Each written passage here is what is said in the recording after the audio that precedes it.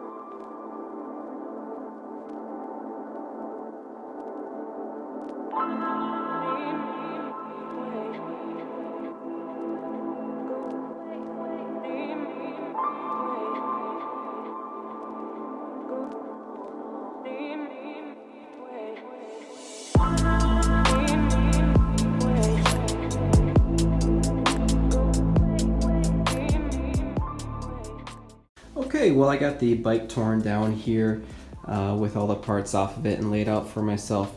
So, time to paint. What we're going to do, because that's pretty well rusted as you can tell, both have lots of rust.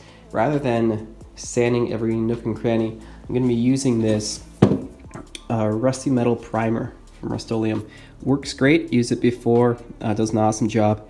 All you really have to do is take off the excess rust, any stuff that kind of flakes off, and then you should be good to go. So let's get a start on that next. I think it's going to look real nice when I finish it up. Alright, stay tuned.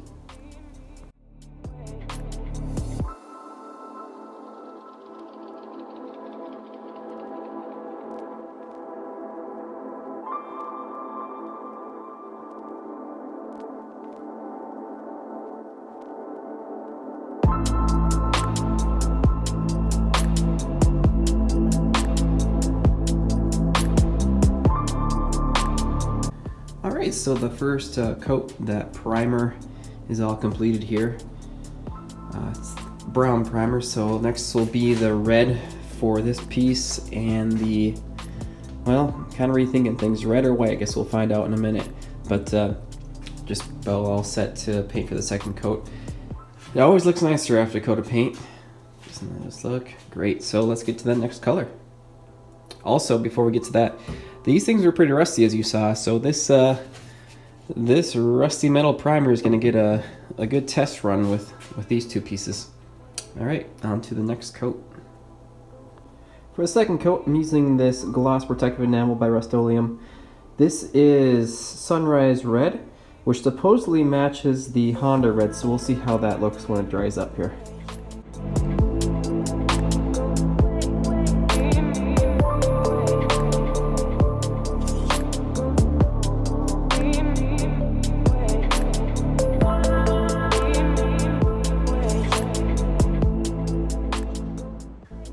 Alright, so now that we have all the parts nice and painted up, I think they all turned out really well.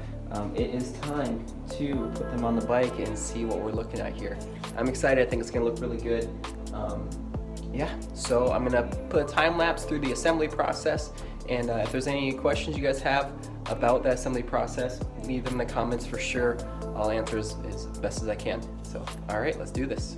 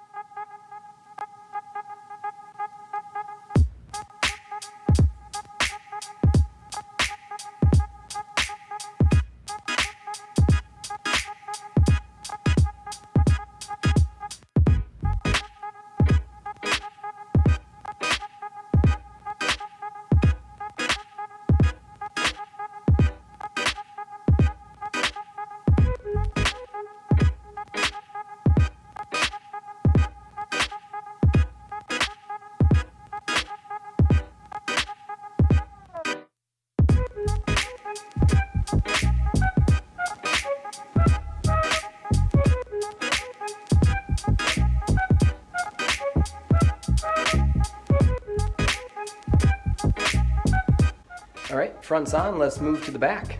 I think that looks pretty nice.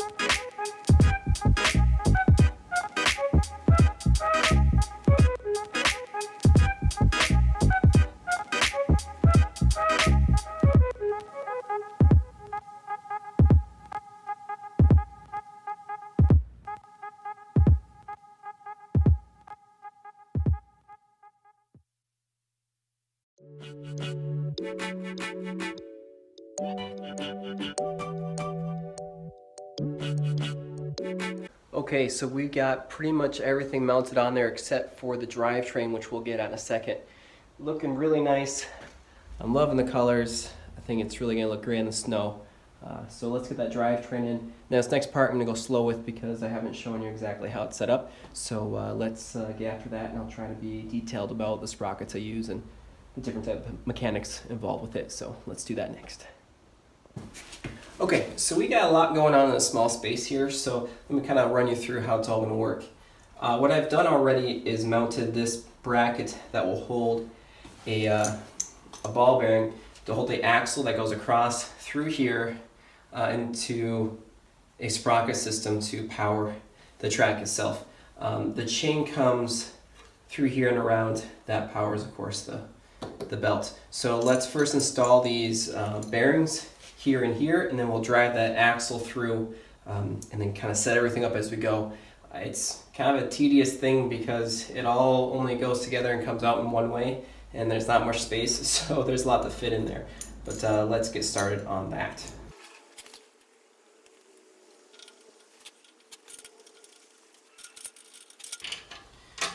Now these bushings will pivot in that casing, but once you're tight, they lock in place. So I'm just gonna hand tighten these so they stay in place for me, and then once it's all set up, I can crank them down.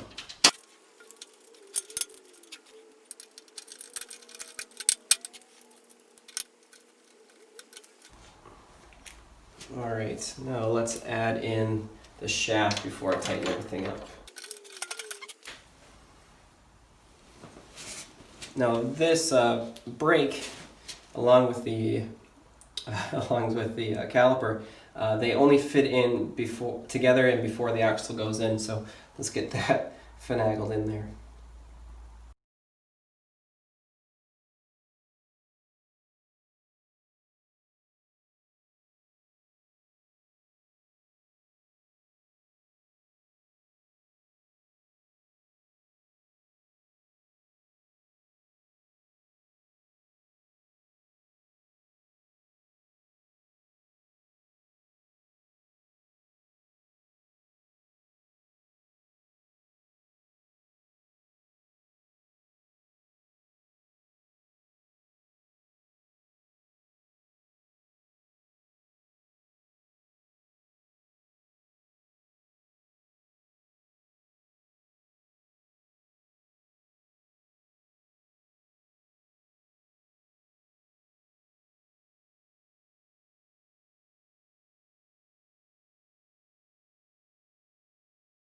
Okay, so I've attached the chain tensioner, and I've put the chain to the actual engine transmission in.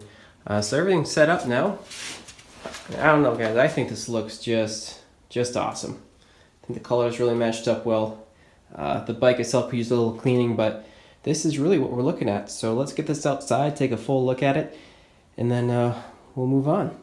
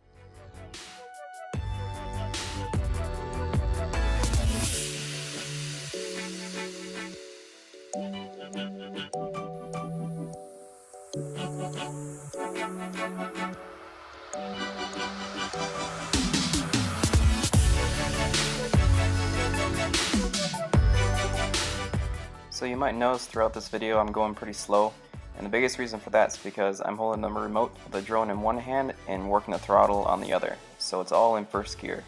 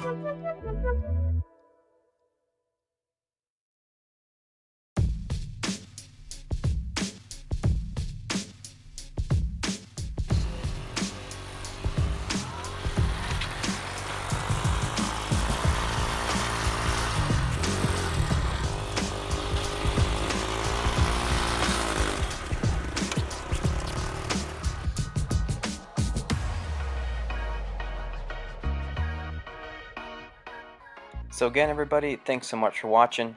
Hope you enjoyed the build. Looks like I'm going to have to invest in a cameraman so I can actually shift out of first gear. But otherwise, I'm hoping the next video we can get some even better footage and maybe some deep snow and see how fast this thing can get going. Hope you've enjoyed the build, and if you have any questions, put them down in the comments. Feel free to like and subscribe. I really appreciate that. It's been a lot of fun building this channel, and there's a lot more to come, so stay tuned. Alright everybody, have a good one.